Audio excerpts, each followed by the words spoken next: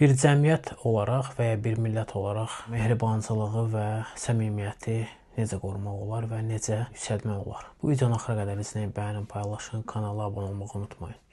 İlk öncə biz həmişə başa düşməliyik ki, insanın fikirləri və nəzəriyyələri həmişə doğru olmur. Daha deyərdim ki, əksər hallarda insanlar səhv düşüncədə olurlar. Amma ki, hər bir insan öz düşüncəsini doğru və real kimi qəbul edir.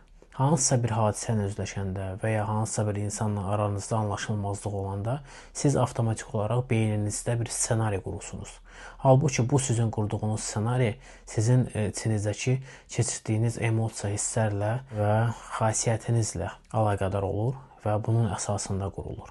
Və bu həmişə yanlış olur demək olar ki. Amma ki, qarşınızdakı şəxs də eyni proseslər gedir, o da öz beynində qurur, nəzəriyyələr, fikirlər.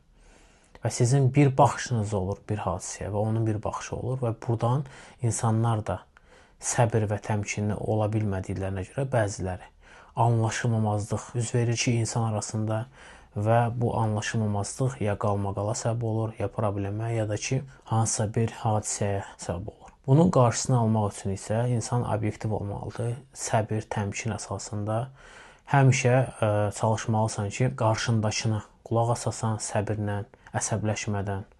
Çünki insan əsəbləşəndə Allahın yox, şeytanın qulu olur. Yəqin ki, hər bir ağıl və şuuru olan insan şeytanın qulu olmaq istəməz. Və maksimal dərəcədə əsəbdən və aqressiyadan uzaqlaşmalıyıq. Çünki aqressiya insanın beynini normal şəkildə soyuqqanlı olaraq işləməyə qoymur. Və bizim məntiq də qırağa çəkilir. Ancaq biz duyğularımız və hisslərimiz əsasında qəbul edirik.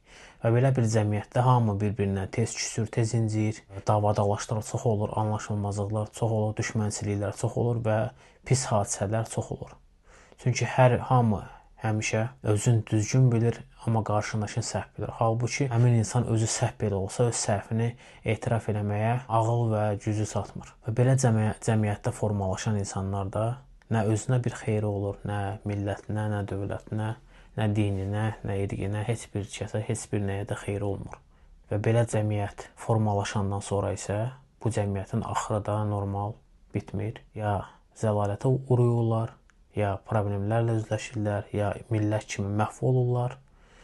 Birlikləri olmadığına görə, mehribançılığı və səmimiyyətləri olmadığına görə. Bunun çıxış yolu isə ancaq məntiq və ağıl əsasında ilahi qaydalara riayət edərək düzgün formatda səbir və təmkinlə hərəkət eləməkdə. Maksimal dərəcədə aram, obyektiv, hissləri, emosiyalara qırağa qoymaq ancaq ağıl və məntiq əsasında, ilahi qaydalar əsasında, bir də etik olmalıdır insanda.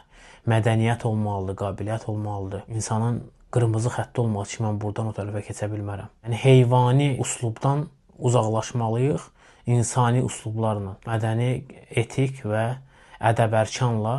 Bunların hamısını insan özündə formalaşdıranda həm səbirli olur, həm təmkinli olur, həm mehriban olur, həm də ki, güzəşt eləyən olur. Amma ki, bunlar olmayanda, bunların əvəz eləyən ki var, alternativləri.